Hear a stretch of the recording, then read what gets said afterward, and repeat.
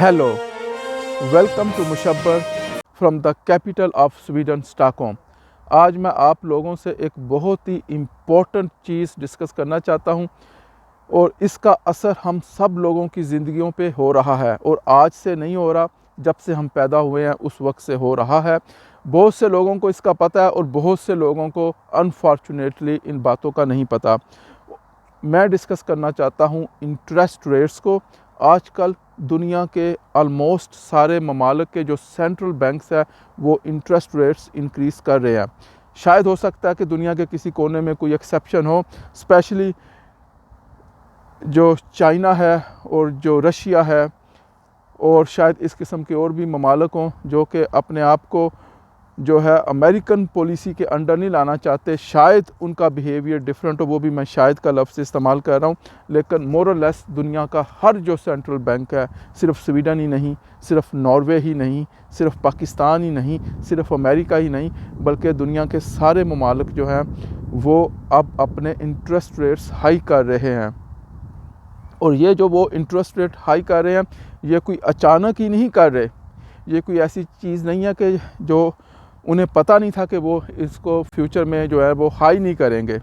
ये आज से 10 साल पहले इन सारे सेंट्रल बैंक्स को पता था कि हम लोगों ने एक टाइम पे आके इंटरेस्ट रेट्स हाई करने हैं। पिछले कई सालों से दुनिया के अक्सर ममालिक में इंटरेस्ट रेट्स लो थे। पाकिस्तान में माशाल्लाह, जो कि अपने आप को इस्लामिक रिपब्लिक ऑफ पाकिस्तान कहता है, और आप लोग भी बड़े फ़ख्र से छाती पे हाथ मार के सीना तान के कहते हैं कि हमारा मुल्क जो है वो इस्लामिक रिपब्लिक ऑफ पाकिस्तान है। उसका इंटरेस्ट रेट पहले भी बहुत हाई था, अब तो मज़ीद हाई हो गया। मेरी मालूमात के मुताबिक पाकिस्तान के सेंट्रल बैंक ने इंटरेस्ट रेट 15% कर दिया है। स्वीडन का 1.75% है, डेनमार्क में 0.8% है, 1 से अभी भी नीचे है। नॉर्वे का 2.25% है। अगर कोई आगे पीछे थोड़ा सा मैं कर जाऊँ तो मुझे अपडेट कर दीजिएगा, क्योंकि मैं ये आपको अपनी नॉलेज से बता रहा हूँ। मैंने ये लेटेस्ट फिगर्स अभी चेक नहीं की, लेकिन इस वीडियो को जब मैं पब्लिश करूँगा मैं इनको रीवेरीफाई कर लूँगा।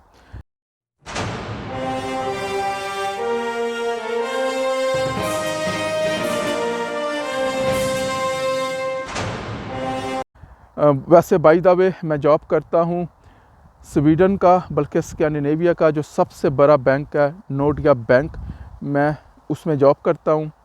और मैं पिछले तकरीबन 20 साल से अंडरस्टैंड करने की कोशिश कर रहा हूँ कि फ़ाइनेंशियल मार्केट्स दुनिया में कैसे काम करती हैं, करेंसी कैसे काम करती है, करेंसी का वजूद कैसे आता है, करेंसी की क्रिएशन कैसे होती है, स्वीडिश क्रोना जब प्रिंट होता है वो कैसे प्रिंट होता है, पाकिस्तानी रुपया कैसे प्रिंट होता है, इसके पीछे बिहाइंड क्या होता है। तो इन चीज़ों पे मैं तहकीक और रिसर्च तो पिछले 20 सालों से कर रहा हूँ, लेकिन तकरीबन 4 या 5 सालों से मैं नोर्डिया बैंक में जॉब भी कर रहा हूँ।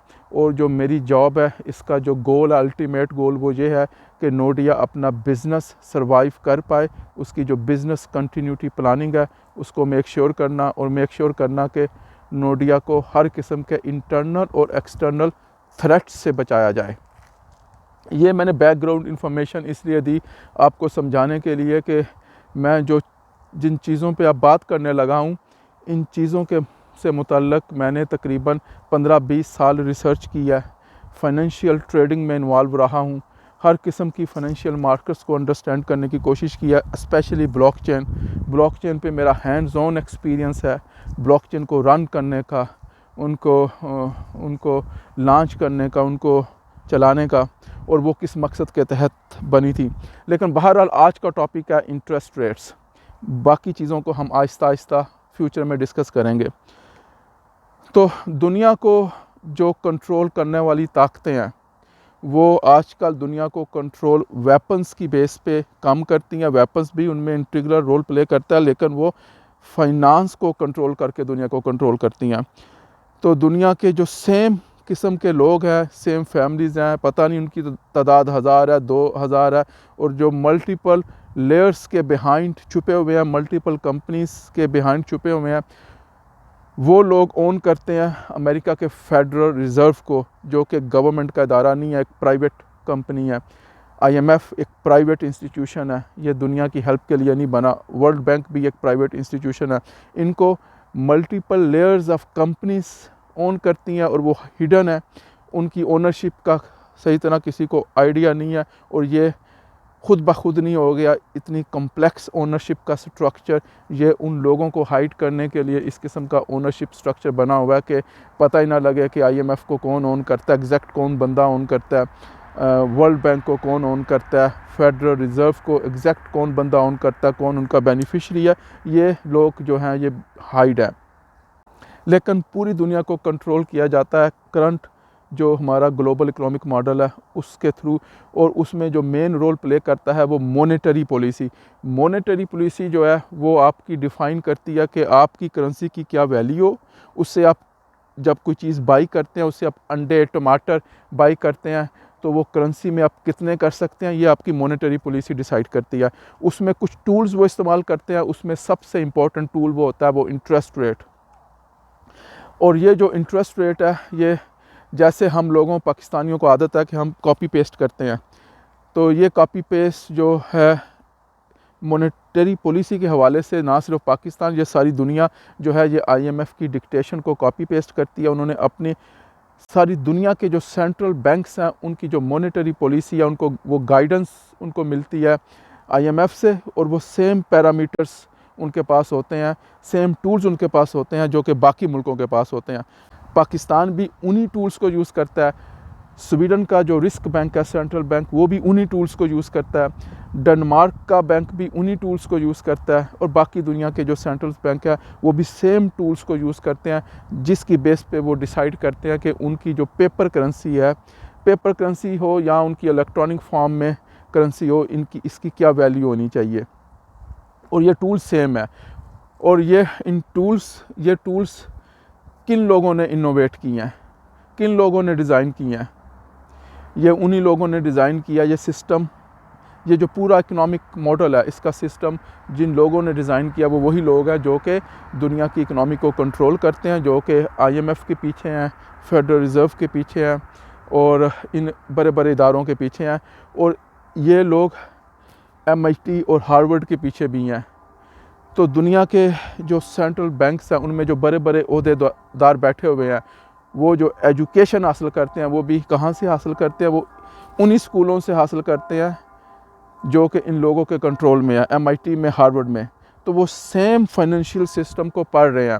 ये सब मैं बैकग्राउंड इंफॉर्मेशन आपको इसलिए दे रहा हूँ कि आपको आइडिया हो कि दुनिया की इकनॉमी जो है वो सेम सिस्टम के तहत काम करती है। उसको चलाने वाले जो एजुकेशन हासिल करते हैं वो भी सेम होती है, वो जो टूल्स इस्तेमाल करते हैं वो भी सेम होते हैं।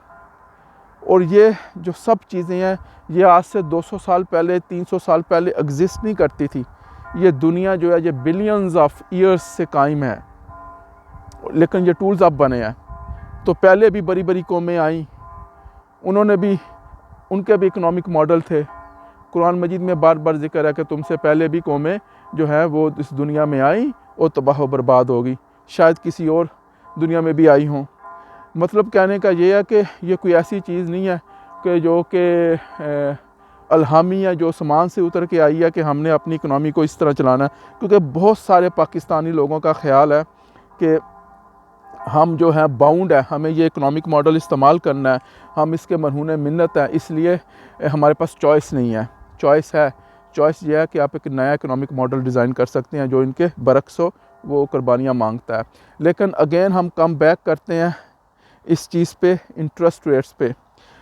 तो ये जो इंटरेस्ट रेट्स हैं इसके कुछ बेसिक प्रिंसिपल हैं। इसको इस तरह आप समझें कि ये इतना हैवी टॉपिक है कि इसमें मैं और चीज़ें भी डिस्कस कर जाता हूँ और बातें भी आपको बताना शुरू कर देता हूँ। मेरा ख्याल है कि मुझे कई वीडियोस बनानी पड़ेंगी इस मौजू पे बात करते हुए। लेकिन आज हम कंसंट्रेट अगेन करते हैं इंटरेस्ट रेट्स को।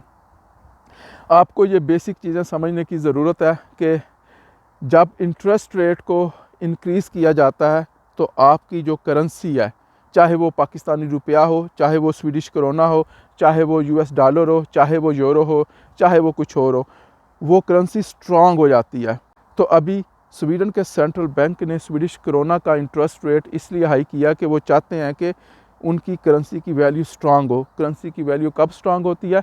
जब आप एक अंडे की बजाय 2 अंडे उससे ख़रीद सकें। फॉर एग्ज़ाम्पल, पहले आप 1 क्रोन से 1 अंडा ख़रीदते थे, पहले आप 1 स्वीडिश क्रोन से 1 घर ख़रीद सकते थे। अब आप अगर 1 से ज़्यादा घर सेम 1 क्रोन से ख़रीदेंगे तो उसकी वैल्यू ज़्यादा हो जाएगी। तो उसकी ये बाइंग पावर ज़्यादा करने के लिए उन्होंने इंटरेस्ट रेट हाई किया है। इसका मतलब ये है कि दुनिया की जो सारी करेंसी है उनको बैकअप क्या कर रहा है, उनको कौन सी चीज़ बैक कर रही है? उनको गोल्ड बैक नहीं कर रहा, उनको बाकी एसेट्स बैक नहीं कर रहे। कुछ हद तक कुछ एसेट्स बैक करते हैं। पाकिस्तान के सेंट्रल बैंक के पास भी कुछ गोल्ड है, स्वीडन के पास भी कुछ गोल्ड है, सारी दुनिया के पास कुछ गोल्ड है, लेकिन करेंसी उससे बैक नहीं हो रही, फिक्स रेशो के साथ बैक नहीं हो रही, वो वैसे ही पड़ा हुआ है। करेंसी जो बैक हो रही है वो इस सूद के ज़रिए हो रही है, रिबा के ज़रिए हो रही है, जिसको हम कहते हैं इंटरेस्ट रेट। तो अगर ये इंटरेस्ट रेट हाई होगा, आपकी करेंसी स्ट्रांग हो जाएगी। अगर ये इंटरेस्ट रेट लो होगा, जैसे पहले लो था, ज़ीरो था या नेगेटिव था, उसका रिज़ल्ट ये होगा कि आपकी करेंसी की वैल्यू कम हो जाएगी। तो इंटरेस्ट रेट जब कम होगा, आप सेम स्वीडिश क्रोना से जो है वो 1 अंडा ख़रीद सकेंगे। जब इंटरेस्ट रेट हाई होगा तो सेम स्वीडिश क्रोना से आप 2 अंडे ख़रीद सकेंगे। तो अभी जो चूँकि इंटरेस्ट रेट हाई हो रहा है, इसका आपकी ज़िंदगियों पे ये असर होगा कि जो है बाज़ार में चीज़ें जो है वो सस्ती होनी चाहिए, क्योंकि इन्फ्लेशन की वजह से चीज़ें महंगी हो रही थी। तो अब इस इन्फ्लेशन को वो रोकना चाहते हैं। पहले ये इन्फ्लेशन इन्होंने ख़ुद ही क्रिएट की है, अब इस इन्फ्लेशन को वो रोकना चाह रहे हैं, क्योंकि बहुत ज़्यादा हो रही है, बहुत ज़्यादा मनी प्रिंटिंग हुई है। ये पीछे कोरोना की वजह से बहुत ज़्यादा इन्हें मनी को प्रिंट करना पड़ा, जिसकी वजह से इन्फ्लेशन हुई, और कुछ वैसे ही इन्होंने मनी प्रिंट की। तो इन्फ्लेशन जो है, ये वैसे भी सेंट्रल बैंक्स का टारगेट होता है कि इन्फ्लेशन जो है वो 2% हो, यानी 2% महंगाई वो चाहते हैं कि हर साल हो, और ये 2% से ज़्यादा हो गई है मनी प्रिंटिंग की वजह से, इसलिए उन्हें अब इंटरेस्ट रेट हाई करना पड़ रहा है। तो जब अब ये इंटरेस्ट रेट हाई करेंगे तो दुकानदार को क्या करना पड़ेगा? जब दुकानदार अंडा जो पहले महंगा बेचता था, अब वो सस्ता बेचेगा तो आपकी करेंसी की वैल्यू बढ़ेगी ना। तो जब तक दुकानदार जो है वो इस पे राज़ी नहीं होगा कि वो अपना अंडा सस्ता बेचे, उस वक्त तक ये इंटरेस्ट रेट हाई करते रहेंगे। और दुकानदार, फॉर एग्ज़ाम्पल मैं दुकानदार हूँ या आप दुकानदार हैं, आपने अंडे लेके अपने दुकान पे रखे हुए हैं, आप क्यों सस्ते बेचेंगे? आप तो यही सोचेंगे ना कि इन्फ्लेशन हो रही है, लोग महंगे बेच रहे हैं, मैं महंगे बेचूंगा।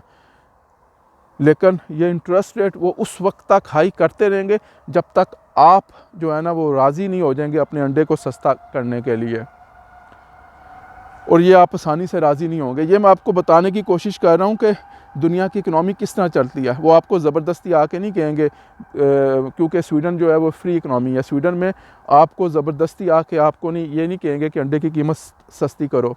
स्वीडन में फॉर एग्ज़ाम्पल टैक्सियों के हवाले से आपको समझ आ जाएगी। टैक्सियों की प्राइसें भी जो है ना वो इन्होंने टैक्सी ड्राइवरों पे छोड़ी हुई हैं, जितनी मर्ज़ी वो रख लें। तो वो आके आपको ज़बरदस्ती नहीं कहेंगे कि टैक्सियों की प्राइसेस कम करो। ये इंटरेस्ट रेट के ज़रिए आपको कंट्रोल करेंगे। और इसी तरह जो घरों की कीमतें हैं, इन्फ्लेशन की वजह से आसमानों पे गई हुई हैं। ये बहुत खूबसूरत इलाका, मेरे इर्द गिर्द काफ़ी अच्छे खूबसूरत घर हैं जो कि 15-15, 20-20 मिलियन या शायद 30-30 मिलियन कोरोना के फ़िलहाल। अब वो इनको कैसे मजबूर करेंगे कि ये 30 मिलियन का घर जो है वो 10 मिलियन का सेल कर दें या 5 मिलियन का सेल कर दें? ये ज़बरदस्ती तो नहीं उनसे कर सकते। उनके पास जो टूल है वो ये है इंटरेस्ट रेट। इंटरेस्ट रेट की वजह से वो पैसे को हासिल करना मुश्किल कर देंगे। जब वो पैसे को हासिल करना मुश्किल कर देंगे तो आपको अपने घर की कीमत जो आपने 30 मिलियन का ख़रीदा था वो 5 मिलियन में सेल करना पड़ेगा। आपने अपने अंडे या सब्ज़ी या टमाटर जो भी अपने स्टोरेज में रखी हुई थी दुकान पे बेचने के लिए, वो आपको कम कीमत पे बेचनी पड़ेगी। तो इस तरह जो है वो ये एक्सपेक्ट करते हैं आपसे कि जब तक ये नहीं होगा इंटरेस्ट रेट हाई होता रहेगा। ये इतनी आसानी से नहीं होगा, क्योंकि अगर आप दुकानदार हैं, आपके स्टोरेज में अंडे पड़े हुए हैं, आप तो महंगे अंडे ख़रीद के या टमाटर ख़रीद के या जो भी चीज़ आपने बेचनी है आपने अपनी दुकान पे रखी हुई है, आप आसानी के साथ तो सस्ता नहीं करेंगे। तो जब तक आप सस्ता नहीं करेंगे उसको करेंसी के मुकाबले में, उस वक्त तक इंटरेस्ट रेट हाई होता रहेगा। तो ये जो इंटरेस्ट रेट हाई हो रहा है ये यहाँ नहीं रुकेगा, ये हो सकता है 5-6% तक जाए। ये उस वक्त तक हाई होता रहेगा जब तक बैंकरप्सीज़ नहीं होंगी, जब तक कंपनियां डिफ़ॉल्ट नहीं होंगी, क्योंकि जब इसके रिज़ल्ट में ये लाजमी होगा कि कुछ कंपनीज डिफ़ॉल्ट होंगी, कुछ लोग अनएम्प्लॉयड होंगे, कुछ दुकानदार दिवालिया हो जाएंगे, कुछ घर ख़रीदने वाले जो है ना वो बैंकरप्ट हो जाएंगे, उनको घर जो है 30 मिलियन का ख़रीद के 5 मिलियन का मजबूरन बेचना पड़ेगा। जब तक ये चीज़ें नहीं होंगी ये इंटरेस्ट रेट ऊपर होता जाएगा। और ये जो काम है ये पहली दफ़ा नहीं हो रहा, ये साइकिल है। अगर आप पिछले 100 साल को देखें तो ये 4-5 दफ़ा तो ये साइकिल रिपीट हो चुका है कि घरों की कीमतें ज़मीन पे गिरती हैं। जब मैं स्वीडन आया था 1998 पे, अक्सर जो बड़े बड़े विले थे वो आप 1 लाख करोड़ से नीचे के ख़रीद सकते थे, आजकल वो 5-10 मिलियन करोड़ से भी ऊपर हो चुके हुए हैं। तो वो 1 लाख के थे उस वक्त, इंटरेस्ट रेट को हाई करने की ज़रूरत नहीं थी बल्कि कम करने की ज़रूरत थी। इंटरेस्ट रेट पहले ही हाई था तो घरों की कीमतें गिरी हुई थी। अब घरों की कीमतें इतने ऊपर हो चुकी हैं कि इनको इंटरेस्ट रेट हाई करना पड़ रहा है उसको रोकने के लिए, और बाकी चीज़ों को रोकने के लिए, इन्फ्लेशन को रोकने के लिए, महंगाई को रोकने के लिए। तो आम लोगों पे इसका ये इम्पेक्ट होगा कि अगर घर लोन पे लिए हुए हैं तो आपका इंटरेस्ट रेट बढ़ जाएगा, आपको ज़्यादा किस्तें पे करनी पड़ेंगी। शायद एक इस लेवल पे इंटरेस्ट रेट पहुंच जाए कि आप उसकी किस्त ही ना दे सकें, आपको घर जो है वो ओनी पौनी कीमत में लॉस में सर्फ करना, आपको शायद घर ओनी पौनी कीमत पे लॉस पे बेचना पड़े, और इसकी वजह से शायद जो है वो आप पर्सनल बैंकरप्ट भी हो जाए। तो इस किस्म के इम्पेक्ट के लिए जो है ना ख़ास तौर पे वो लोग तैयार रहे जिन्होंने 10-10, 15-15 मिलियंस के लोन लिए हुए हैं, और बहुत ज़्यादा लोगों ने स्वीडन में 10-10, 15 मिलियन के लोन लिए हुए हैं। अगर आप फैमिली में 2-2 बंदे जॉब कर रहे हैं, और लकीली जो पाकिस्तानी फैमिलीज़ हैं वो उन कैटेगरी में नहीं आती, तो पाकिस्तानी फैमिलीज़ ने मेरा नहीं ख्याल कि 10-10, 15-15 मिलियंस के लोन लिए होंगे, एटलीस्ट मेजॉरिटी ने नहीं लिए होंगे, कोई एक आधी ने लिए होंगे। तो आम लोगों की ज़िंदगी पे अब इस इंटरेस्ट रेट को ऊपर जब ये लेके जाएंगे उस पर यह फ़र्क पड़ेगा कि बाज़ लोगों की जॉब्स जो हैं वो नहीं रहेंगी, बाज़ लोग बैंकरप्ट हो जाएंगे, बाज़ लोग जो है अपने घर की जो किस्त है, जो सूद है वो पे नहीं कर सकेंगे। रिमेंबर, ये जो सूद है ये कंपाउंडेड है। लोगों को ये भी नहीं पता होता, हम लोग कितने मासूम हैं कि जब ये सुनते हैं कि 1% इंटरेस्ट रेट पे जो है ना वो बैंक जो है वो लोन दे रहा है, तो हम समझते हैं कि ये 1% लाइफ टाइम है, जबकि ये एनुअल है, हर साल 1% ऐड होता जा रहा है। तो 50 सालों में समझ लें कि 50% हो गया। रफ़ कैलकुलेशंस आपको बता रहा हूँ। तो ये जो इम्पेक्ट होगा फ्यूचर में मैं ये देखता हूँ, और इससे आप कैसे निजात हासिल कर सकते हैं। तो ये जो इम्पेक्ट लोगों पे होंगे अब इस इंटरेस्ट रेट हाई की वजह से, इससे आप कैसे बच सकते हैं। पहली ये बात है ये यकदम नहीं हो जाएगा। हो सकता है कि जब ये इंटरेस्ट रेट इंक्रीज़ करें लोग जो है वो इसके ख़िलाफ़ आवाज़ उठाएंगे, शायद जलसे जुलूस हों, राइट्स हों, तो वो सेंट्रल बैंक्स एक्शन लेंगे और उसको शायद वो थोड़ा सा नीचे करें। तो हमेशा जो चीज़ है ना यकदम ऊपर जाती है ना यकदम नीचे आती है, ऊपर भी जब जाती है तो ऐसे होगा। तो इंटरेस्ट रेट भी शायद ऐसे करके ऊपर हो, कभी ऊपर कभी नीचे, लेकिन एज ए होल ऊपर होगा।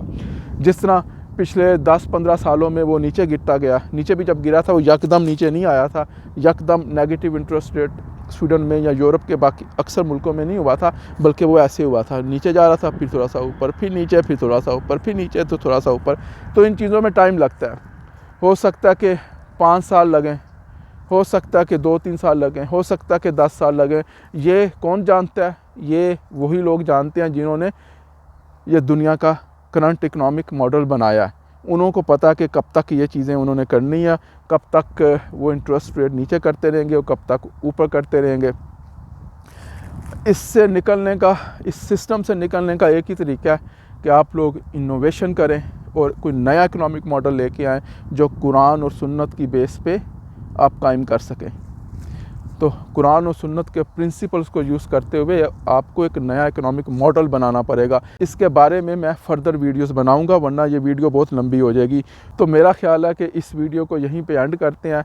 इस वीडियो में आपके पास सिर्फ 2 मैसेजेस हैं, बाकी चीज़ें हम बाद में डिस्कस करेंगे। एक मैसेज ये है कि जो इकोनॉमिक मॉडल है, करंट दुनिया का इकोनॉमिक मॉडल है, इसमें 2 चीज़ें बड़ी अहम हैं। एक है इन्फ्लेशन, दूसरा इंटरेस्ट रेट। ये एक दूसरे के, इनका एक दूसरे से रिलेशन इनवर्स रिलेशन है। इन्फ्लेशन ऊपर जाती है तो आमतौर पे इंटरेस्ट रेट नीचे होता है, नीचे होगा तो इन्फ्लेशन ऊपर जाती है।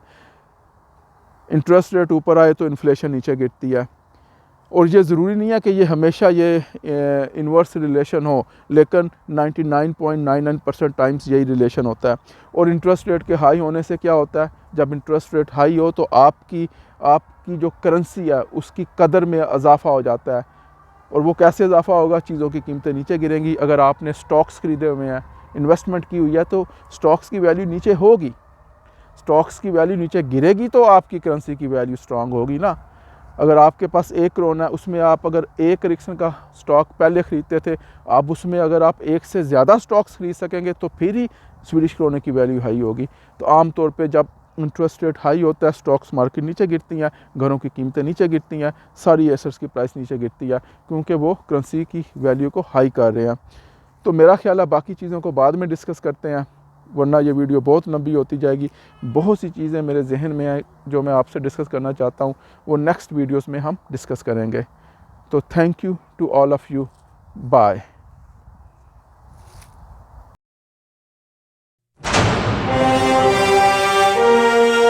If you like this video, please share this video to the whole world. Spread this video everywhere. We are confident that this channel is going to have a huge impact. This channel is going to change some of the lives of the people. So please subscribe to this channel and press the bell icon and stay tuned. Thank you to all of you. Goodbye.